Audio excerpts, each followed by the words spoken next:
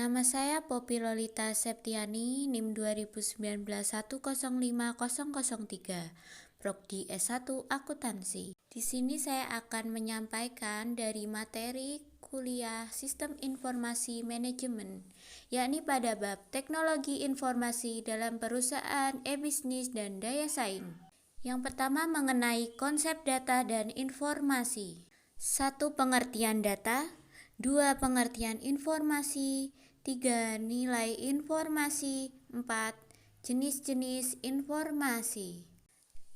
Yang pertama pengertian data. Data merupakan mentah bahan untuk suatu informasi. Contohnya daftar hadir siswa semester 1 ilmu perpustakaan dan kearsipan adalah data.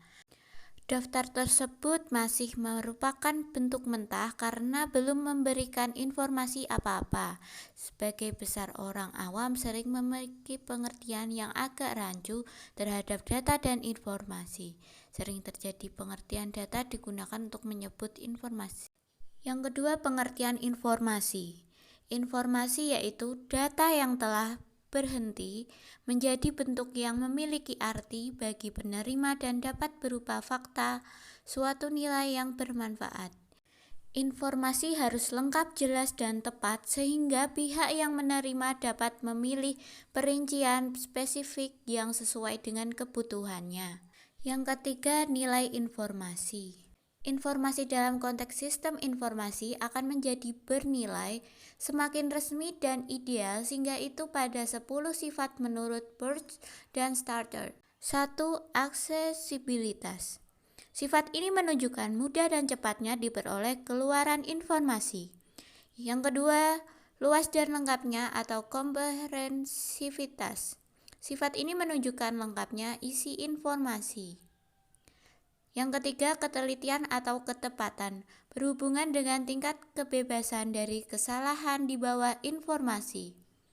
Yang keempat, kecocokan atau kelayakan. Sifat ini menunjukkan bagaimanapun juga jauh keluaran informasi harus berhubungan dengan permintaan pemakai. Isi informasi harus berhubungan dengan masalah. Yang kelima, ketepatan waktu, berhubungan dengan waktu yang dilalui dan yang lebih pendek pada saat diperolehnya informasi. Yang keenam, kejelasan atau menjelaskan. Atribut ini menunjukkan tingkat keluaran informasi dan bebas dari istilah-istilah yang tidak diimplementasikan. Yang ketujuh, keluasan atau fleksibilitas. Sifat ini berhubungan dengan dapat tak terkalahkannya keluaran informasi. Yang kedelapan, dapat dibuktikan atau verifikasi. Atribut ini menunjukkan kemampuan beberapa pengguna informasi untuk ujian keluaran informasi dan sampai pada jalan yang sama. Yang kesembilan, tidak ada prasangka atau kebebasan dari bias. Sifat ini berhubungan dengan tidak adanya keinginan untuk mengubah informasi guna mendapatkan jalan yang telah jarak sebelumnya.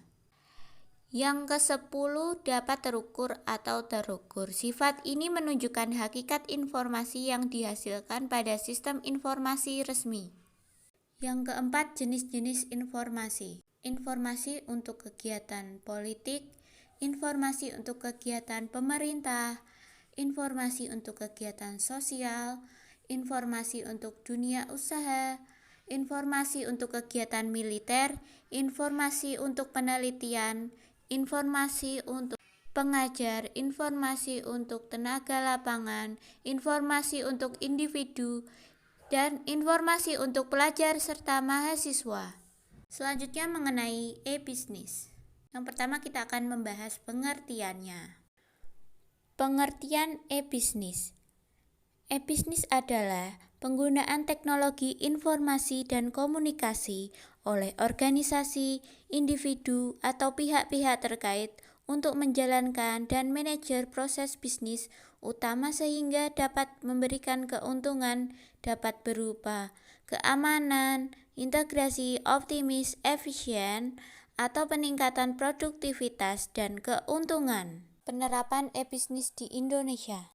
Kini makin banyak perusahaan di Indonesia yang menerapkan e-bisnis sebagai sarana untuk membantu perkembangan perusahaan, terutama untuk memperbaiki proses bisnis mereka. Selanjutnya, tantangan dan keterbatasan e-bisnis di Indonesia.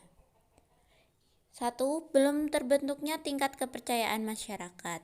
Yang kedua, pada umumnya harga produk tidak dapat ditawar lagi. Yang ketiga, sarana prasarana masih belum cukup. Yang keempat, masih sangat sedikit sumber daya manusia yang mengerti dan menguasai dengan baik dan benar konsep dan implementasi teknologi informasi dan penerapannya dalam dunia bisnis. 5. Layanan pendukung utama seperti jasa pos masih memerlukan pembenahan dan peningkatan nilai jeda waktu dari terjadinya transaksi hingga diperolehnya barang oleh konsumen tidak terlalu lama. 6. Adanya tindak kejahatan terhadap kartu kredit sehingga masyarakat mengalami fobia terhadap e-bisnis nomor kartu kredit dalam formulir transaksi. 7. Adanya masalah perbedaan peron yang digunakan dalam perusahaan. 8. Penjualan dan pembelian masih menggunakan sistem bisnis elektronik stabil sebelum mereka memanfaatkannya secara optimal.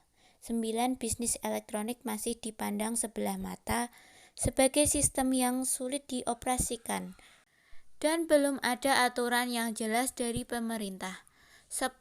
Perubahan pola konsumen dari konsumen yang cenderung pasif dan menunggu informasi atau promosi dari pembicara menjadi konsumen yang aktif dalam mencari informasi sebelum melakukan transaksi.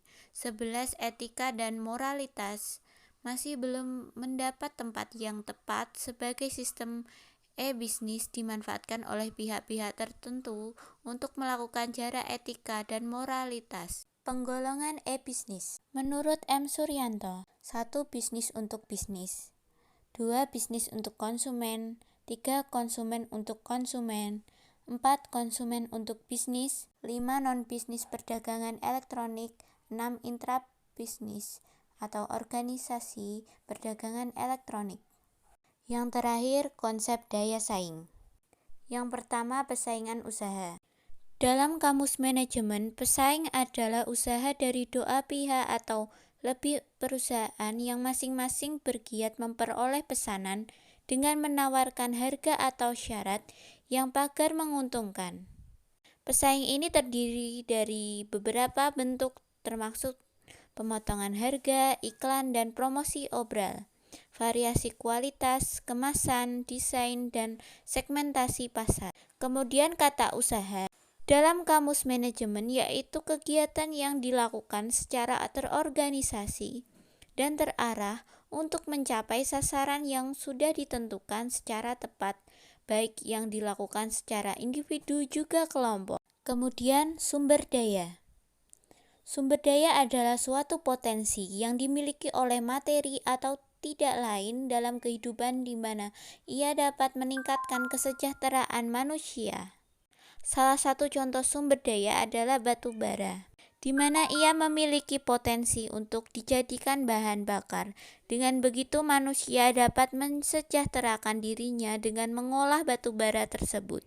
Setiap sumber daya memiliki kegunaan yang lebih spesifik dan memiliki ciri bergerak. Ada yang berguna bagi kehidupan di daerah itu sendiri dan ada yang berguna bagi daerah lain. Pasar bersaing.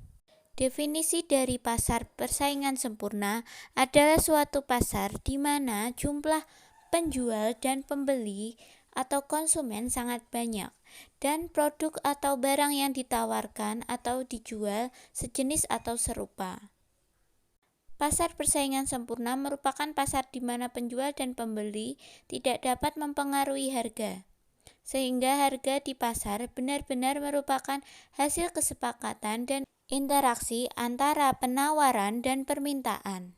Demikian video yang saya sajikan, kurang lebihnya saya mohon maaf. Terima kasih atas perhatiannya. Bye-bye.